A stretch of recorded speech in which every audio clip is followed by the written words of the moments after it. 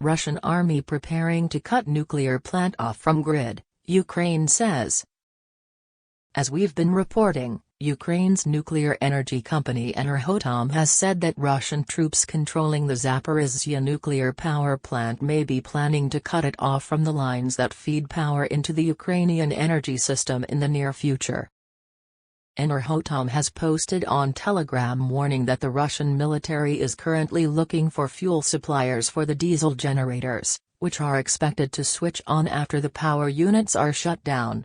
It suggests these generators would be needed to keep power supplied to cooling systems for spent nuclear fuel. The company went on to claim that the Russians have filmed their own shelling at the site, with the aim of sharing the footage and blaming Ukrainian forces. BBC News has been unable to verify these claims.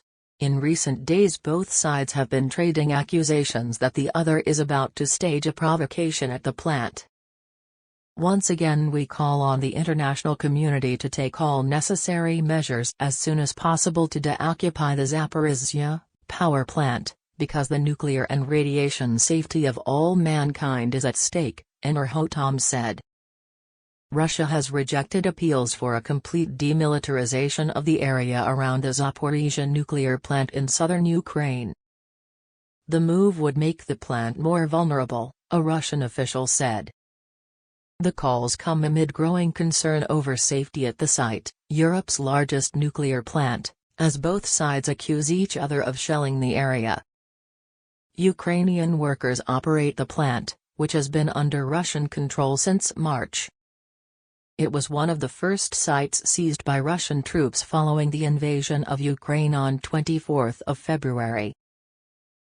UN Secretary General António Guterres sounded the alarm after meeting Ukraine's President Volodymyr Zelensky and Turkish leader Recep Tayyip Erdogan in Lviv on Thursday. Any potential damage to Zaporizhzhia is suicide, Mr. Guterres warned. The Ukrainian president urged the UN to ensure demilitarization of the nuclear plant, Europe's biggest. Mr. Guterres added that the facility must not be used as part of any military operation. Mr. Erdogan echoed the UN chief's concerns, telling reporters that he was worried about the danger of another Chernobyl disaster erupting at the plant. Mr. Zelensky has criticized deliberate Russian attacks on the power plant. Moscow is accused of turning the facility into an army base, with all three leaders urging the Russians to demilitarize the zone as soon as possible.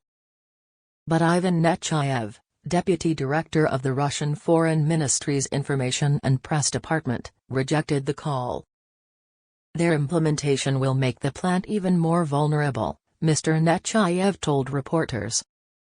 The appeals come as Ukrainian staff, who are working at the plant under Russian direction, warned of a potential nuclear catastrophe at the facility, saying in the past 2 weeks it has become the target of continuous military attacks.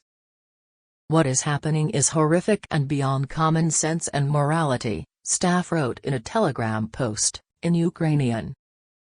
3 of the 4 power supply lines linking the plant to the Ukrainian national grid have been damaged by shelling, and Ukraine's nuclear regulator has warned that a complete loss of power supply would mean that nuclear fuel will begin melting, resulting in a release of radioactive substances to the environment. Later on Thursday, an official Twitter channel used by the Ukrainian government said that members of Rosatom, Russia's state nuclear corporation, had urgently left the facility, and an unexpected day off had been announced. Ukrainian intelligence officers believe that the Russians are preparing a provocation at the facility, Ukraine's Center for Information Security tweeted. Following their extensive shelling, Russian forces could raise the stakes and stage a real terrorist attack on Europe's largest nuclear facility, it said. The BBC has been unable to verify the claims. Despite concerns, though, the site is said to be far more secure than the Chernobyl plant, the site of the worst nuclear incident in history. The reactor is in a steel-reinforced concrete building that can withstand extreme external events, both natural and man-made, such as an aircraft crash or explosions, experts told the BBC in March.